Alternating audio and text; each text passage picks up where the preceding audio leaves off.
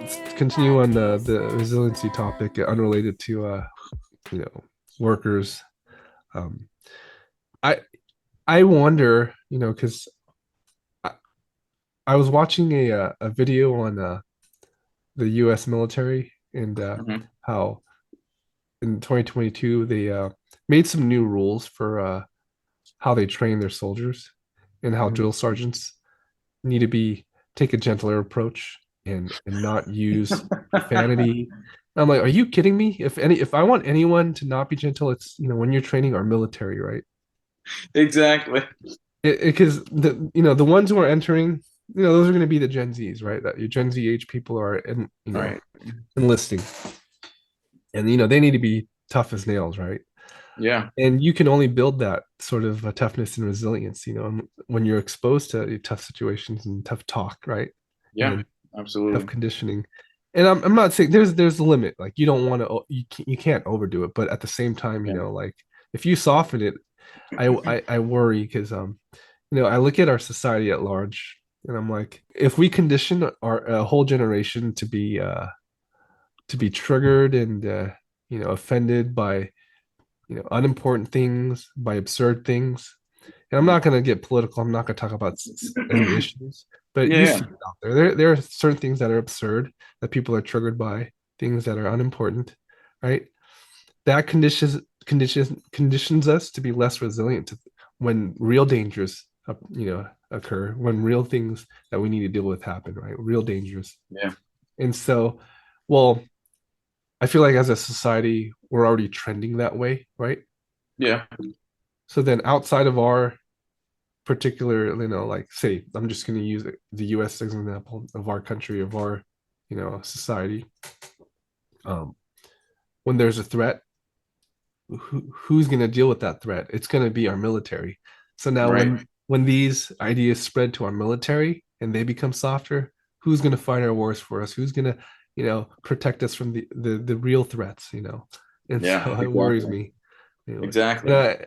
I sound like a really an old crusty dude, but like No. every generation says the next generation gets softer and softer, but I do worry about that when I look at culture and we talk about like resilience, because Yeah. I'm like, how am I gonna help my daughter build? I mean, we can't do that. We just have to expose her to stuff, right, to help her build resilience on her own. Yeah. Yeah. I mean, I think every generation they always say that, but like you could argue, okay, well, yeah, it's softer and softer because of technology, right? Like if you could snap your finger and the Egyptians were here, they'd be like, "Oh, you use tools to build that stuff? We built the pyramids with no, like you're Yeah. soft, right?" It's like, okay, thanks, but like the whole point of technology is to not have to do Life easy. those things, right? Yeah, When it comes to dealing with like real threats, because there are real threats out there. Just ask like the Ukrainians, right? And yeah, our people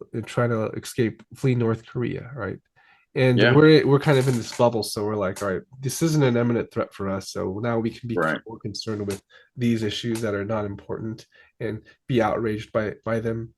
And like certain things are worth fighting for, obviously. And like, yeah, yeah, you fight for racial, you don't want to see racial injustice, you don't want to see injustices that occur, in that way, or you don't like sexism is wrong. But then like we're getting to areas, and I'm not gonna go there, but we're talking about all kinds of ridiculous things that people are getting outraged over.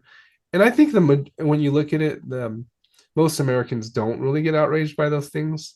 It's just hmm, maybe our yeah, media wants to yeah. create that, but I agree.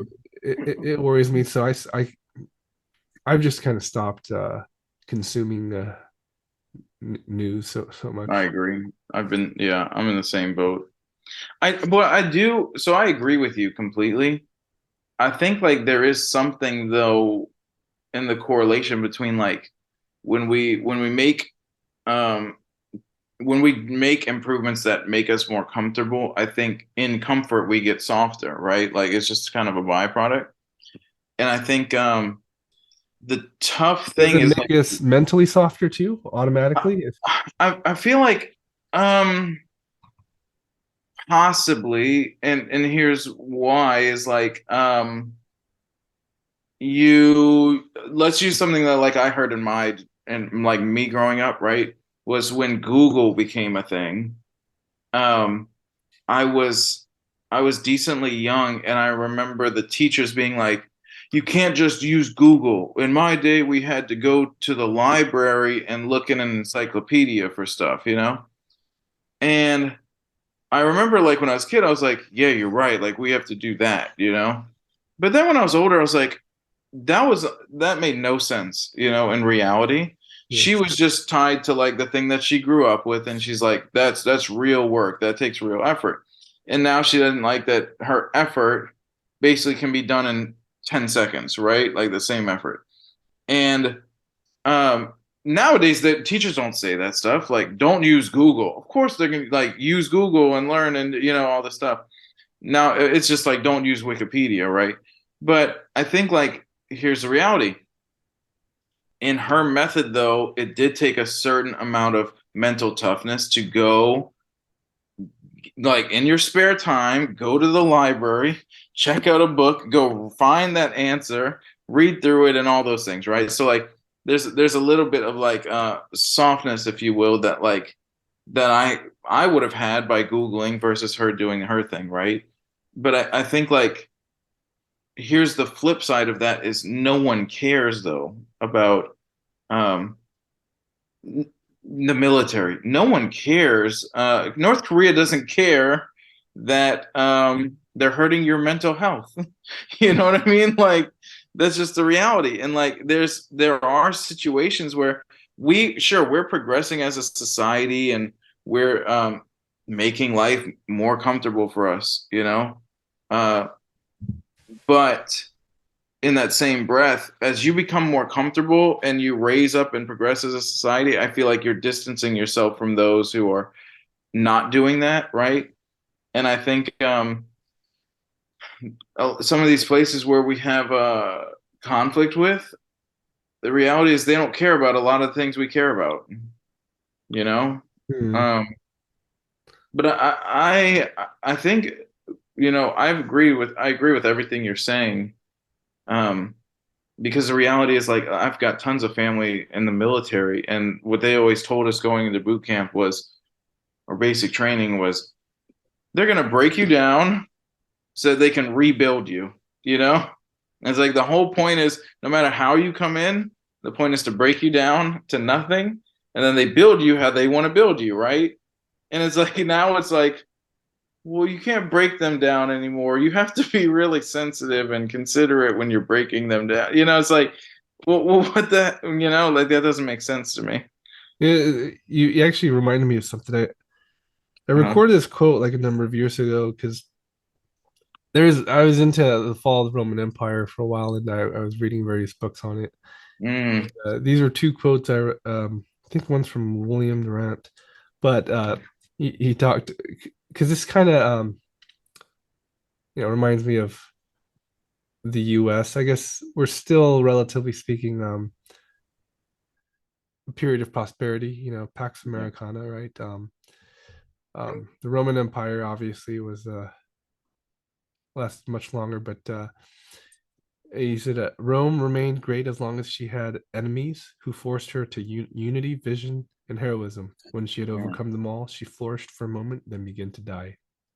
And he says, a great civilization is not conquered from without until it has destroyed itself within. The essential causes of Rome's decline lay in her people, her morals, her class struggle, her falling trade, her bureaucratic despotism, her stifling taxes, and her consuming wars. Mm, So I just think, at a certain point, when going back to the topic of resilience, we need to build national resilience as well. And I guess right now these things are building resilience. We're going through, I mean, recession, and those come in cycles, but right. we're also we're not really experiencing. I mean, we're experiencing conflict in certain levels, diplomatic crises, right? But for the most part, I think it's a time of peace for us because we've pulled out of Afghanistan, we've pulled out of currently like what we're not. I mean, you could say there are some internal wars with immigration and things like that, but those aren't really like huge battles. But I think if when we go to it through an extended time of peace, and we're not being challenged, um, then we become softer, and I think it's just a natural progression of things, right? So, Yeah. but right now, what I'm worried about is you know just maintaining our economic status, right? Like we need to build more, have more entrepreneurs in this, generation. That's what I'm hoping to see for Gen Zs in the next generation, right? Yeah. People who, and also employees that work hard and have strong work ethic, and that our productivity increases, because that'll help build a stronger nation, stronger when people also build more wealth for themselves and prosperity, then it's a better society. Right now, Yeah. I don't see that happening. I just see and there are all kinds of complaints you could have as to why, all right, like, you know people with less money have less of a chance, but the truth is we still have every opportunity to lift yourself up economically from nothing. Hmm. Like all the all the top, the richest guys on that fortune list in America, Hmm. they're all self-made. They did not like inherit their wealth. Right. There are plenty of, there are plenty of rich who inherited the wealth, but inevitably, if you look at all the top guys, none of them, they created their own wealth in their generation for themselves. In Yeah. fact, a lot of them came from very little. And so I still think you can build something, and you know and that's why this topic was really struck a chord with me. And I just want to see the next generation flourish, and when I'm gone, and for my daughter, and I want her to to succeed as well. And yeah, Yeah. anyway, yeah, I guess bad business friends, we were philosophers for a moment today. And Mix it up. That's good. let me just ask you, overall, are you optimistic about the next generation more so I than am. for millennials? I am. I mean, maybe a part two of this convo is I mean, is it sustainable to just have every new business feel like it's like a tech business? I feel like What do you mean? is everything just going to be um digital from here on out and that's it, or like, is that even healthy for the economy? And what does that look like in 30, 40 years from now, You mean work? I think Yeah, majority of work and businesses, because you know how people are saying, well, why do you need retail spaces or retail stores anymore? And I'm like, I don't know. It's interesting. I'm like, is every retail location just going to become a shipping facility? Or you know, everyone wants to pop up online stores, and I'm like, uh, what's that going to look like in 30, 40 years from now? But that could yeah, be a whole other convo, I think. we can dedicate another week. I but certainly, yeah, more and more we're gonna have more work for related to digital, absolutely, Yeah. because that's our society. And AI is gonna help increase that and get rid of but there's gonna be legacy work for like plumbers and mechanics, that they Yeah. have to be there for but robots are taking care of a lot of the manual labor for sure. Right. Well, so but yeah, well, that's a good topic, man, because I've been doing a lot of research on AI and machine learning, and the implications of it. And because right now it's everywhere, and we just call it different things, but the truth is we're already there, right? Like, Yeah. so Absolutely. Yeah. let's talk about that next week then, If you want to hear about that convo next week, make sure to like and subscribe.